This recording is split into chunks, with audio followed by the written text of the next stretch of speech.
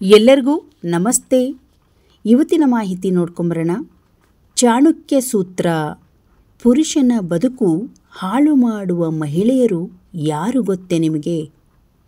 ಚಾಣಕ್ಯ ತಿಳಿಸಿದ ವಿಚಾರಗಳು ಇಂದಿಗೂ ಜನರಿಗೆ ಅವರ ಜೀವನದಲ್ಲಿ ಹೊಸ ಮಾರ್ಗವನ್ನು ತೋರಿಸಲು ಕೆಲಸ ಮಾಡುತ್ತದೆ. ಆಚಾರ್ಯ ಚಾಣಕ್ಯರ ವಿಚಾರಗಳನ್ನು ತಮ್ಮ ಜೀವನದಲ್ಲಿ ಅಳವಡಿಸಿಕೊಳ್ಳುವ ಜನರು ಯಶಸ್ವಿಯಾಗುತ್ತಾರೆ. ಅವರು ಜೀವನದ ವಿವಿಧ ಅಂಶಗಳ ಬಗ್ಗೆ ಮಾಹಿತಿಯನ್ನು ನೀಡಿದ್ದಾರೆ.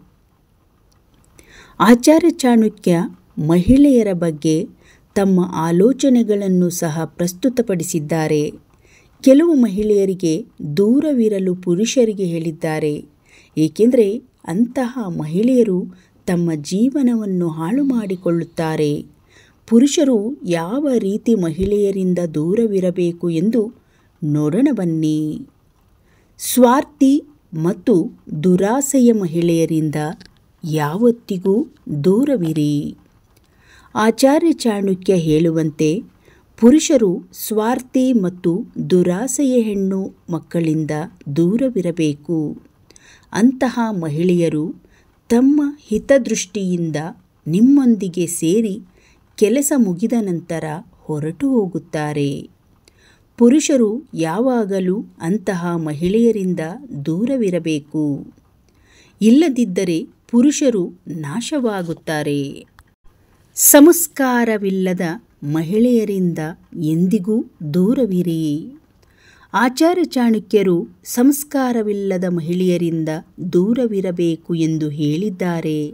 ಏಕೆಂದರೆ ದೇಹದ ಸೌಂದರ್ಯವು ಕ್ಷಣಿಕವಾಗಿದೆ, ಅದು ಅಲ್ಪಾವಧಿಗೆ ಮೌಲ್ಯಯುತವಾಗಿದೆ. ಆದರೆ ಸಂಸ್ಕಾರವಂತ ಮಹಿಳೆಯರು ತಮ್ಮ ಜೀವನದುದ್ದಕ್ಕೂ ಇತರರನ್ನು ಗೌರವಿಸುತ್ತಾರೆ.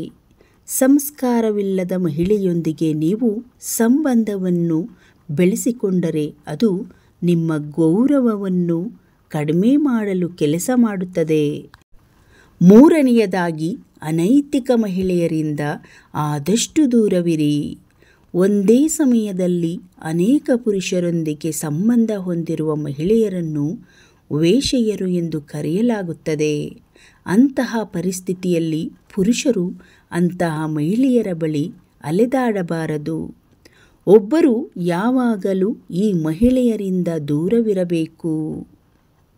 ಅನೈತಿಕ ಮಹಿಳೆಯ ಮನೆಯಲ್ಲಿ ಆಹಾರ ಸೇವಿಸುವುದು ಸಹ ಪಾಪ ಎಂದು ಆಚಾರ್ಯ ಚಾಣಕ್ಯ ಹೇಳಿದ್ದಾರೆ.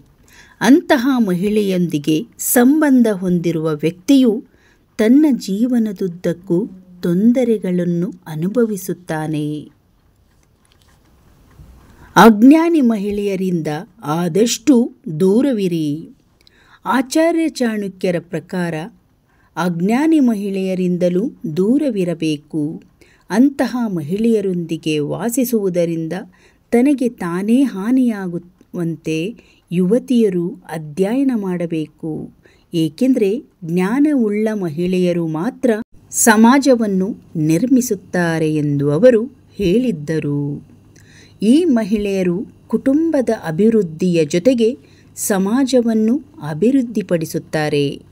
ಸ್ನೇಹಿತರೆ, ಆಚಾರ್ಯ ಚಾಣಕ್ಯರ ಇವತ್ತಿನ ಮಾಹಿತಿ ನಿಮಗೆ ಇಷ್ಟ ಆದರೆ ಒಂದು ಲೈಕ್ ಮಾಡಿ, ವಿಡಿಯೋವನ್ನು ಶೇರ್ ಮಾಡಿ. ಧನ್ಯವಾದಗಳು.